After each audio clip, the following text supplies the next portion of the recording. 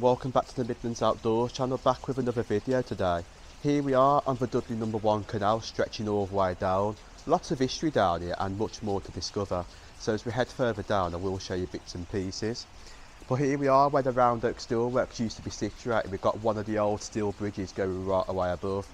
It is raining today, it's very vile, you can just see the rain trickling. But I just love this place. You can imagine many years ago when the steelworks was really here. It's changed so much.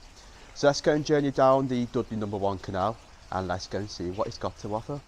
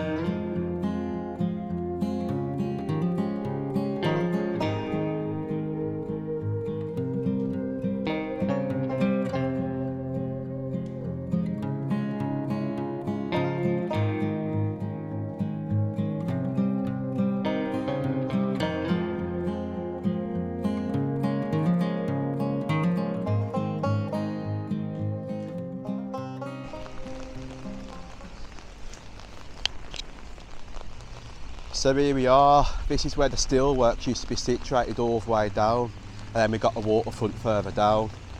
Many years ago all this changed. Just right away in front of you used to be Merry Hill Farm, when the machines moved in years ago and destroyed it forever.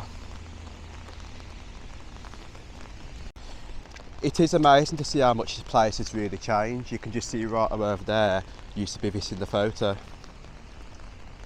And it's all that derelict siding you can see going right away to the back.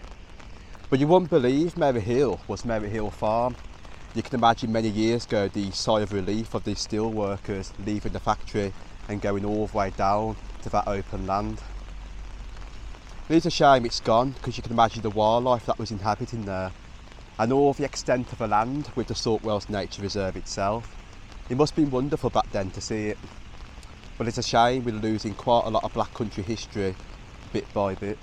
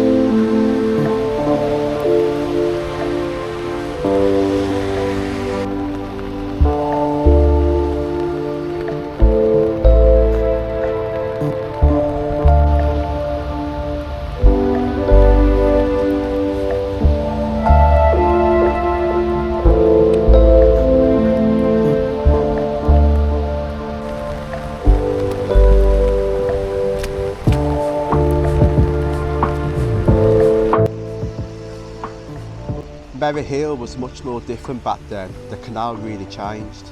I believe the canal was rerouted when they built the waterfront just right away in front. But you can just imagine walking right away through back in those days on the towpath with all the steelwork stretching all the way down. The buildings, what you can see right away in front of you, was the actual steelwork factory, and it looked like this in the photo. It's amazing once more to see one place changing from then to the way it is now. It is a shame we've lost such a big industry that dates far, far back a bit.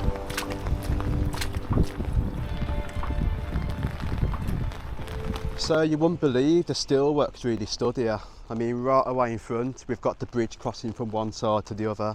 I'm guessing date's really old, Lord Dudley's Bridge. And then all the far back bits of the waterfront itself. But I can really picture how the steelworks really look, stretching all the way down on the far back corner, with evidence further on where the steelworks used to be.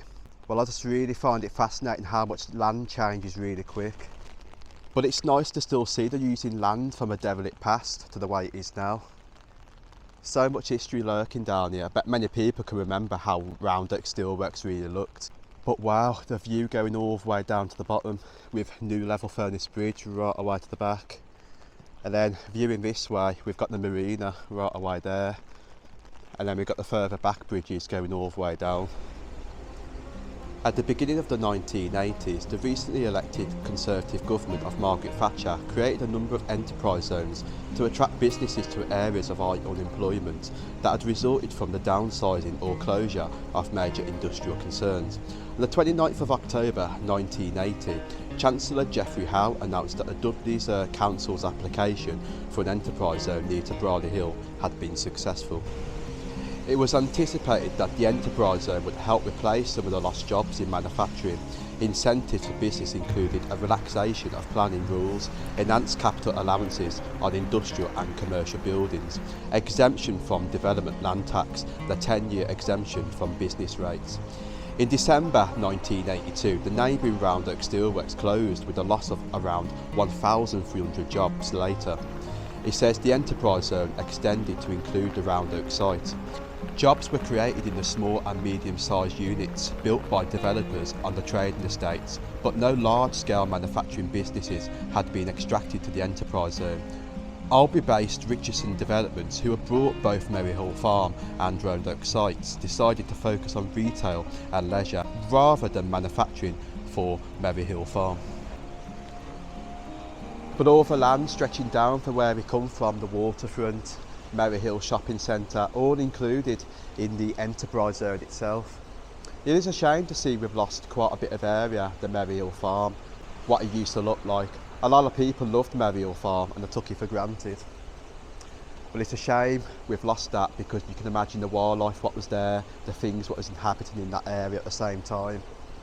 We shouldn't be destroying conservation areas, we should be building just on the derelict land, what you see right away there, where the former Round Oak Steelworks was. The site what you see right away in front of you is the former Round Oak Steelworks many years ago. It stretched further from the waterfront, going all the way down the Dudley No. 1 canal to a certain section, where evidence of our bridges crossed many years ago once more. See that some of the land is actually still derelict, with evidence of it right away to the side. So there is still evidence of the Round Oak Steelworks with the bridges right away in front.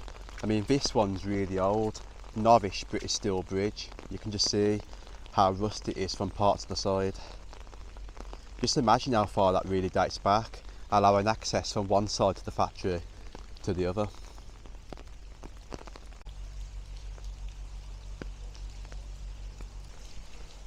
But not only the bridges, I found even more stuff down here, more evidence of the old factory, and I'll show you one of them. So we are coming to the far back end of the Round Oak Steelworks when it was here back in the old days. Just onto this corner here was where the factory was actually situated as well, right up there. And on this photo where we're standing now, there is actually a view coming from the other corner up to where I am now. And just right around the side up to here is the old side railings, right up to the top. So there we go, right about there is the old side railings for the steelworks itself.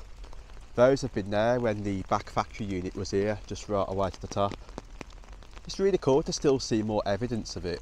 But I mean, in the summertime when all this is overgrown, you really don't notice things like this. But there we go, there's the side railings, and once more, very old bridges used to cross from one side to the other, like this one right away here. You can just see evidence of the old brick wall going right away to the top, where that top bridge crossed right away there to give more access to the other side of the factories. And then we've got the modern units right away to the back, round oak rail. But some parts of the dereliction doesn't stop there, just right away round the Dudley No. 1 canal stretches to some open land where more factory units was back in the old days. But the land what stretches all the way down here now is all derelict and has been since the factory closed. But what I really love about coming down this walk is seeing the old lights sticking right away up. There's one of them right away to the back. The railway itself, what served the Round Oak Steelworks, goes right away there, carries all the way on, where you can imagine it goes all the way to Stourbridge over the Stamber Mill Viaduct. Parts of the line is actually still used as a goods train line, but it's very rare you see it, only on certain occasions. But right away there is a good view of the derelict land. But I mean, look at all that, just stretching all the way to the back. It really does make you wonder though why that land has never been built upon, why no other factories have actually taken over that, or why the enterprise zone wasn't extended even further this way. It's a quite big decent bit of land that. It goes even further to the back where the railway is.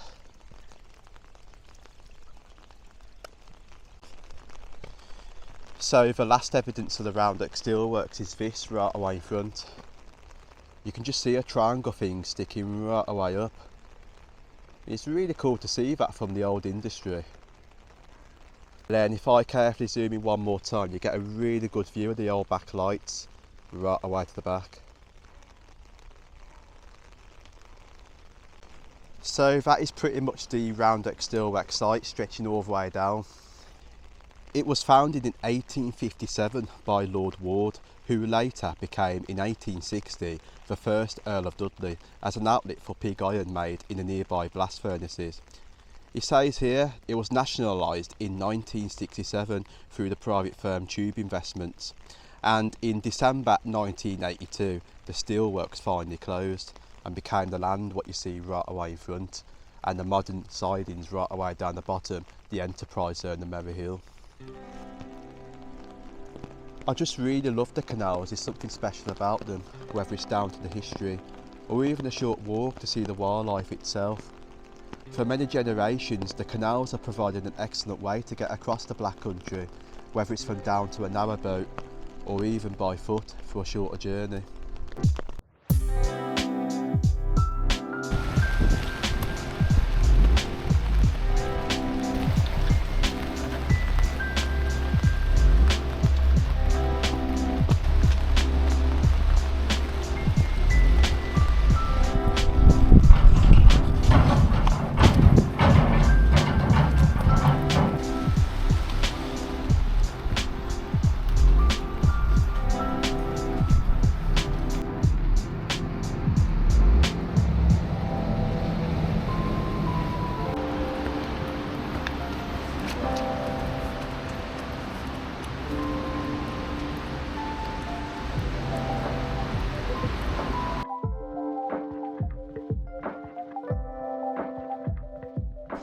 So here we are, even further down the Dudley No. 1 canal is a special part, because right away here we can just see evidence of one of the very old bridges. This one says NBIC and it's got a date there of 1858.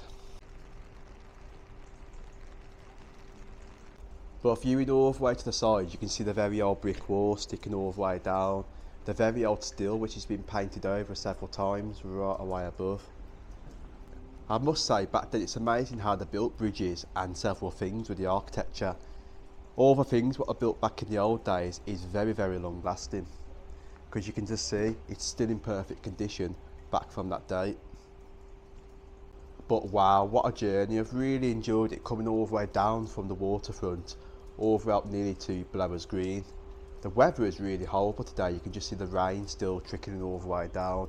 Not as bad as when I first got here, But I'm going to journey all the way down the Dudley number 2 canal now and head all the way to Netherton to get a bus back from there. But I love it, it's one of my favourite walks in the Black Country. The Dudley Canal has got lots of history, but the scenery is impressive once more. So right, here we are, we've nearly made it. We've got to cross under a big lock now, then all the way up to Blowers Green, where the section of the pumping station is, and the Parkhead Junction right away to the back. So this is pretty much the very end of a Dudley number 1 canal, stretching all the way down. So you can just see what we're crossing under in a little second. So right, this is it, it's called Dudley and Lye Waste Bridge with the lock heading all the way up. So if we just cross over.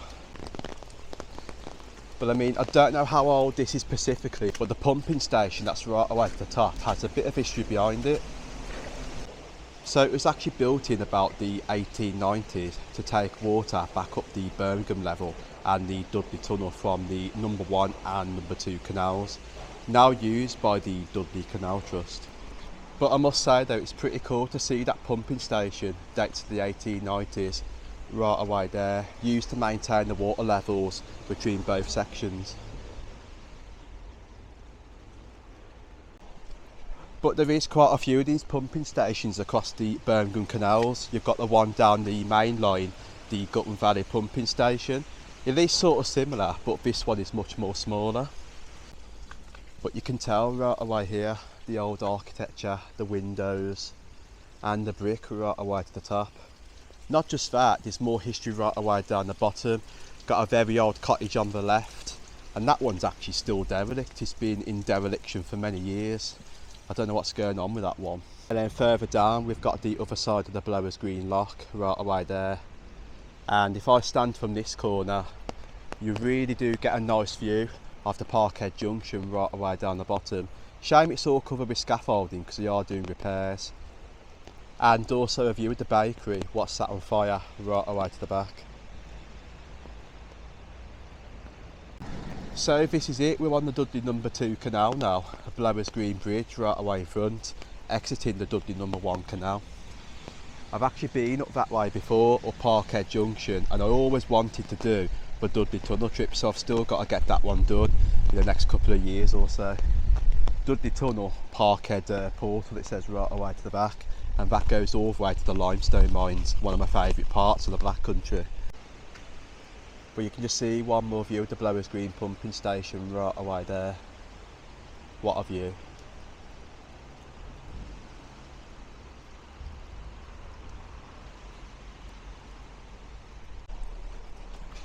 So like the Dudley number 1 canal, the Dudley number 2 canal was very industrialised back in the old days. You had factories right around the corner here, and there still is factories right away there, as we can just see.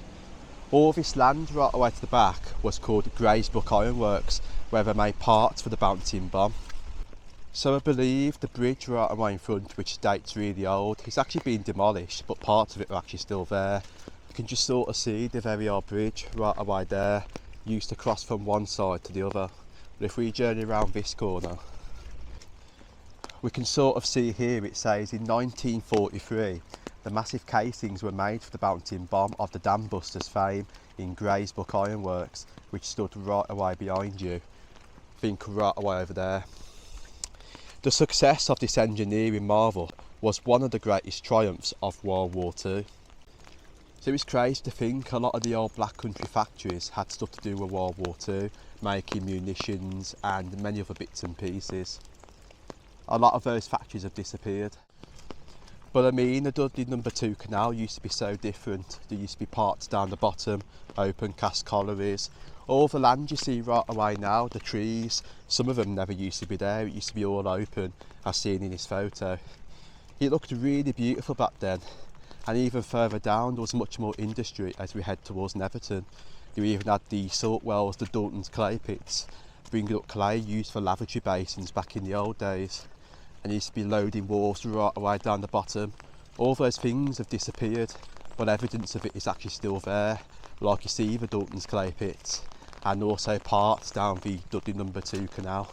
And I will show you where the open cast mine was, and several bits and pieces as we head further down.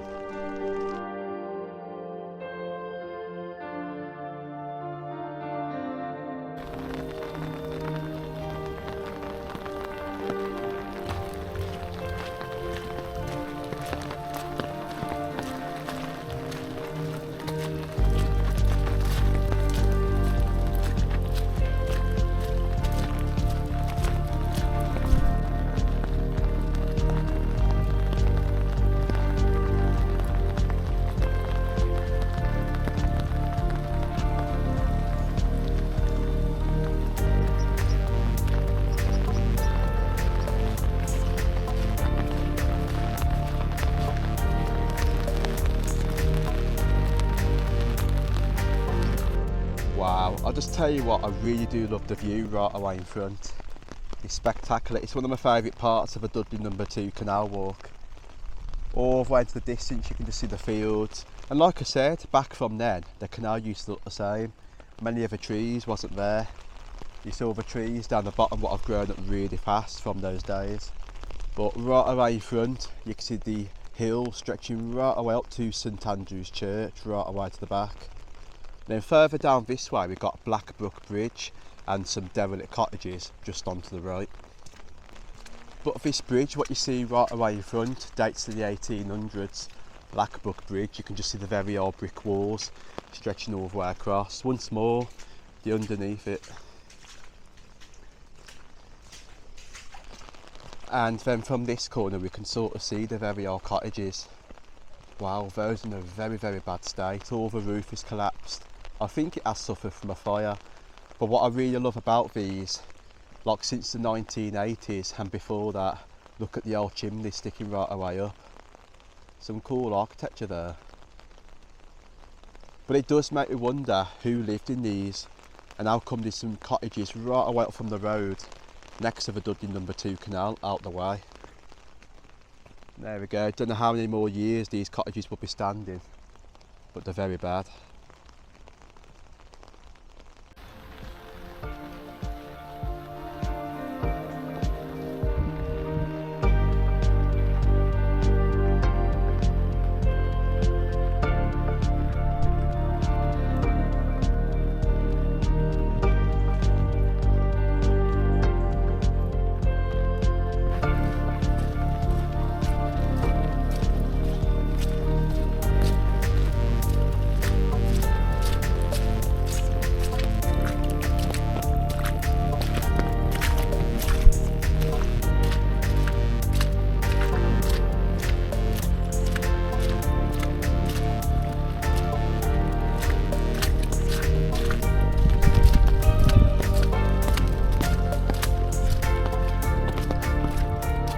This is where the open cast colliery used to be situated back from those days.